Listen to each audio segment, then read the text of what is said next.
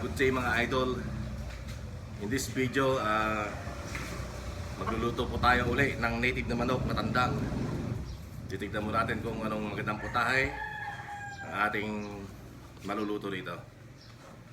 Alright, let's go.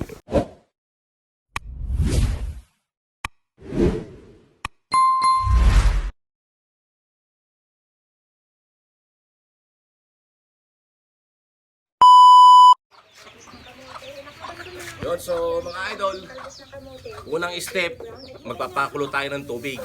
At pagka natin kailangan may bigas yung paglalagay ng dugo. Alright. Okay, ikakat muna natin kasi bawal na ipinapakitang kinakatay mga idol. Disclaimer, no animals were harmed in this video mga idol. So yung kinakatay na po at syempre hindi po natin ipapakita kung paano ang proseso ng pagkatay dahil bawal po. Alright, tingnan na lang po natin mamaya kung anong paraan ng pagluluto ang ating gagawin. Alright. Yan, so yan, meron tayong papaya mga idol. Papayang hilaw. Meron din tayong luya. Ayan.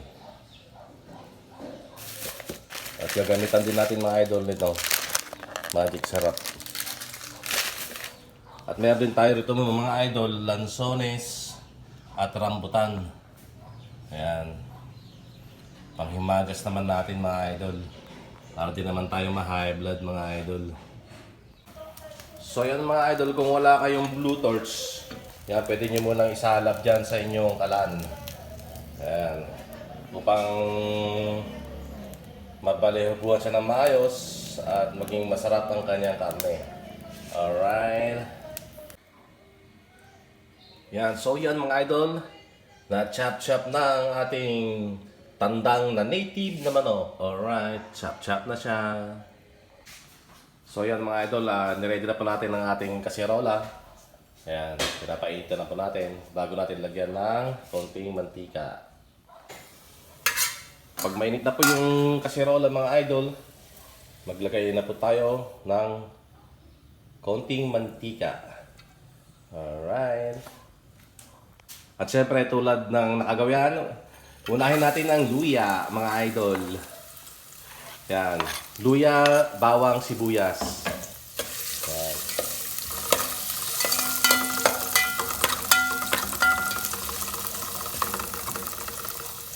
Kasi mas matagal maluto ang luya mga idol, kaya inuna natin. At pagkatapos nun, isusunod na natin ang bawang mga idol. Yan, tandaan nyo, inuna ang luya, isusunod ang bawang. Alright. Muntik na malaglag mga idol.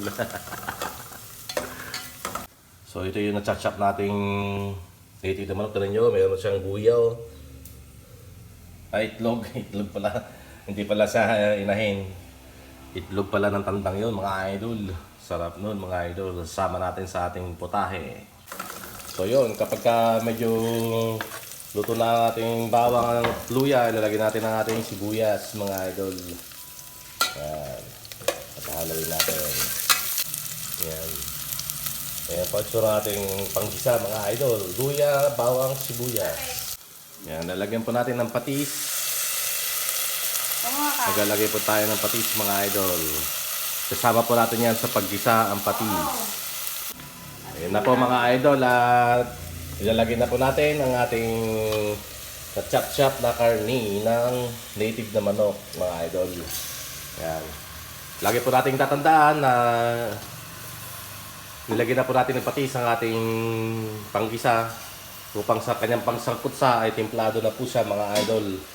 So yan, hintay na lang po natin siyang masangkot sa mga idol at haluin natin paminsan-minsan. Alright. Yun, so yun mga idol, kapag medyo lumambot na siya sa pagsangkutsa ay nilagyan na natin ng katamtamang dami ng tubig. Yan. Para masarap-sarap ang kanyang sabaw mga idol.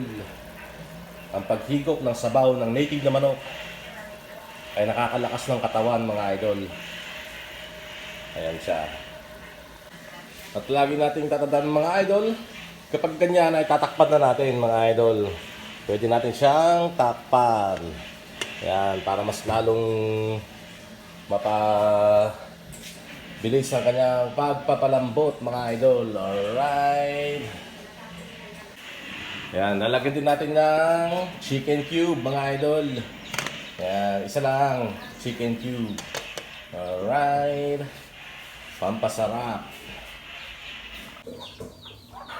So habang hinintay natin lumambot ang ating native na manok, kailangan ihanda na natin ang ating hilaw na papaya. Ayan. Chachap-chapin pa mamaya mga idol. Alright. So yung mga idol, may kulang tayong ingredients ang talbos ng sili. Kaya nagpunta tayo rito sa palengke. Maghahanap tayo ng talbos ng sili rito mga idol sa Migulayan, dito sa palengke ng aming bayan. Alright. And sad to say mga idol, wala tayong nabiling talbos ng sili. Kaya ang nabili na lang natin ay siling green. At para sa sausawan, yan, siling pula. Alright.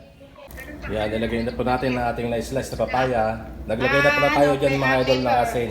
Alright.